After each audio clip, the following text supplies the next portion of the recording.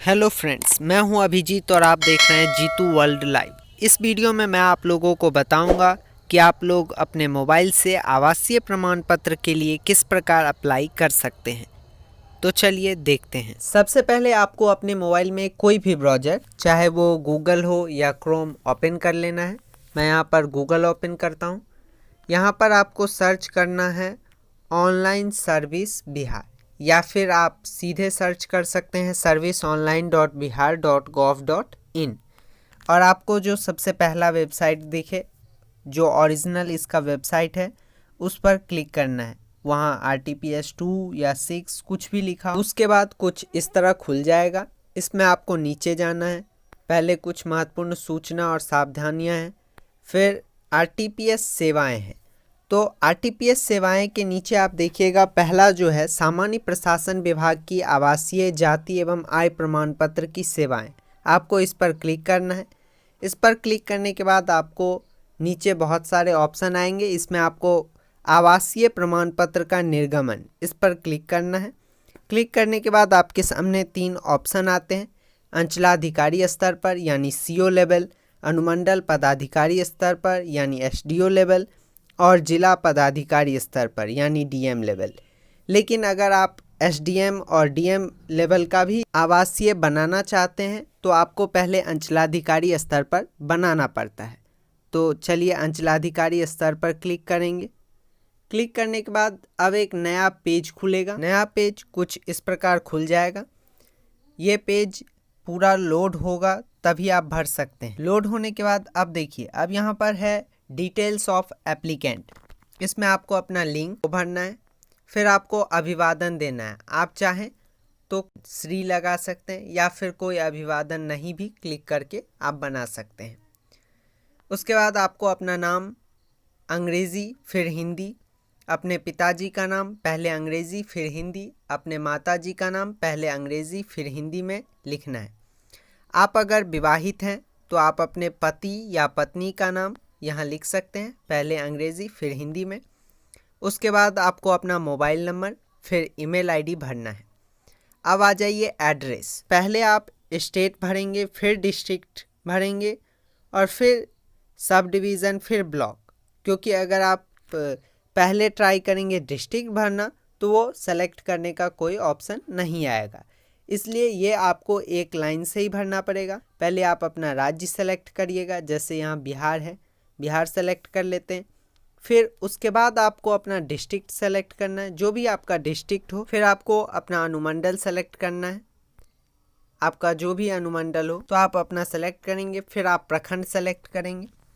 उसके बाद आपको स्थानीय निकाय का प्रकार बताना है। आप ग्राम पंचायत में रहते हैं, नगर निगम में रहते हैं, नगर परिषद में रहते हैं या नगर पंचायत में रहते हैं। तो आप जिस भी क्षेत्र में रहते हैं आप सेलेक्ट करेंगे।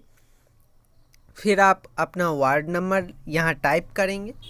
टाइप करने के बाद आपको अपना ग्राम या मोहल्ला, टाउन, आप जिस एरिया में रहते हैं वो लिखना है। फिर अपना डाकघर लिखना है। उसके बाद आपको अपना थाना सेलेक्ट करना है। जब आप अनुमंडल प्रखंड सेलेक्ट कर लेंगे, जैसे मैं यहाँ अनुमंडल में बेनीपुर और प्रखंड में अलीनगर सेलेक्ट कर लेता हूँ, क्योंकि बिना ये सेलेक्ट किए आप थाना सेलेक्ट नहीं कर सकते। इसलिए अब देखिए, अब थाना में आप इस एरिया में जो भी थाना होगा वो आ जाएगा, जो भी आपका हो आप सेलेक्ट कर लेंगे। उसके बाद आपको यहाँ पर आधार नंबर टाइप करना है, आपका जो आधार नंबर हो। उसके बाद आपको अपना एक फ़ोटो अपलोड करना पड़ेगा। यहाँ पर चूज़ फाइल पर क्लिक करने के बाद यहाँ 4 ऑप्शन आता है। यहाँ आप फाइल सेलेक्ट करेंगे तो ये आपके फाइल में चला जाएगा और वहाँ से आप अपना फ़ोटो सेलेक्ट कर लेंगे, और जब ही आप सेलेक्ट करेंगे तो वो अपलोड हो जाएगा। उसके बाद आपको निवास का प्रकार बताना है, आप स्थायी रहते हैं या अस्थायी। आपका यदि घर है वहाँ पर तो आप स्थायी निवासी हो गए, और अगर आप अस्थायी रूप से रहते हैं तो आप अस्थायी देंगे। फिर आवेदन का उद्देश्य, इसमें आप अंग्रेज़ी में सेल्फ या फिर हिंदी में स्वयं लिख देंगे, ये एक्सेप्ट हो जाता है।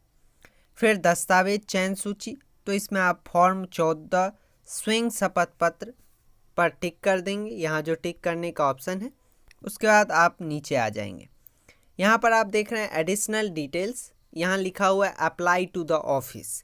ये इसलिए दिखा रहा है क्योंकि हमने जो ब्लॉक सेलेक्ट किया है यहाँ वो अलीनगर सेलेक्ट किया है, इसलिए यहाँ पर अलीनगर ऑफिस में दिख रहा है।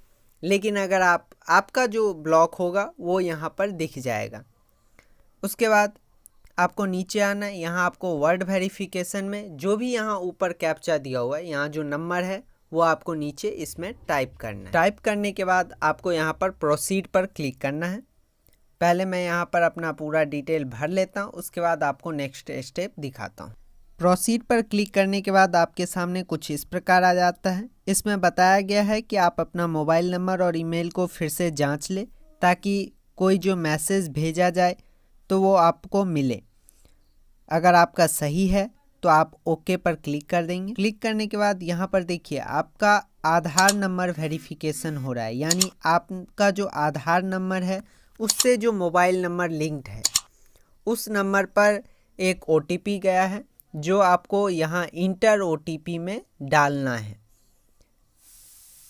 तो मैं अपना जो OTP जो मेरे मोबाइल पर आ चुका है ऑलरेडी वो मैं यहाँ पर डाल देता हूँ। फिर आपको वैलिडेट पर क्लिक करना है। वैलिडेट पर क्लिक करने के बाद देखिए यहाँ पर दिख रहा है आधार वेरीफाइड, यानी आपका जो आधार कार्ड है वो मैच कर चुका है। यहाँ पर आपको ओके पर क्लिक कर देना है।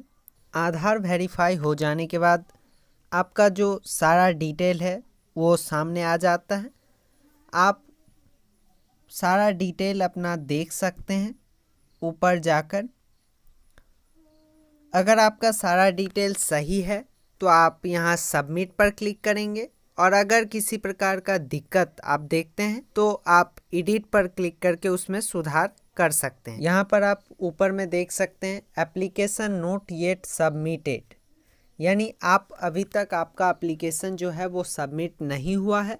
आप अपना सारा डिटेल यहाँ जांच करने के बाद जब सबमिट पर क्लिक करेंगे तभी फाइनल सबमिट होगा। तो आप यहाँ पर अपना सारा डिटेल दिया हुआ है आपका वो देख लीजिए, और अगर सही होता है तो आप नीचे जाकर सबमिट पर क्लिक करेंगे। सबमिट पर क्लिक करने के बाद यहाँ पर आपका एक्नॉलेजमेंट रसीद आ गया है। आप इसका स्क्रीनशॉट रख सकते हैं या फिर आप प्रिंट निकलवा सकते हैं, और वही प्रिंट लेकर आप जब ब्लॉक ऑफिस पहुँचेंगे तो वहाँ पर आपको आपका आवासीय प्रमाण पत्र जो आपने अप्लाई किया है वो आपको मिल जाएगा। आपके एक्नॉलेजमेंट रसीद पर यहाँ लिखा हुआ है सेवा प्रदान करने की प्रस्तावित तिथि, यानी आप जिस दिन अप्लाई करते हैं उस दिन से 10 कार्य दिवस के बाद आपका आवासीय प्रमाण पत्र बनकर तैयार हो जाता है। इस एक्नॉलेजमेंट रसीद को आप अपने मोबाइल में PDF में सेव कर सकते हैं। इसके लिए यहाँ पर आपको एक्सपोर्ट टू PDF पर क्लिक करना है। उसके बाद ये PDF में डाउनलोड हो रहा है। ऊपर आप देख सकते हैं यहाँ पर डाउनलोड हो चुका है। आपके एप्लीकेशन का फाइनल सबमिट होते ही आपके द्वारा दिए गए मोबाइल नंबर और ईमेल आईडी दोनों पर एक मैसेज बिहार सरकार के द्वारा भेजा जाता है, जो इस प्रकार होता है। आप देख सकते हैं इसमें आपका आवेदन क्रमांक दिया है और संभावित तिथि दिया हुआ है। तो अगर आप अपना एक्नॉलेजमेंट रसीद डाउनलोड करना भूल भी जाते हैं तो आप यहाँ से आवेदन क्रमांक के मदद से अपना एक्नॉलेजमेंट रसीद दोबारा डाउनलोड कर सकते हैं।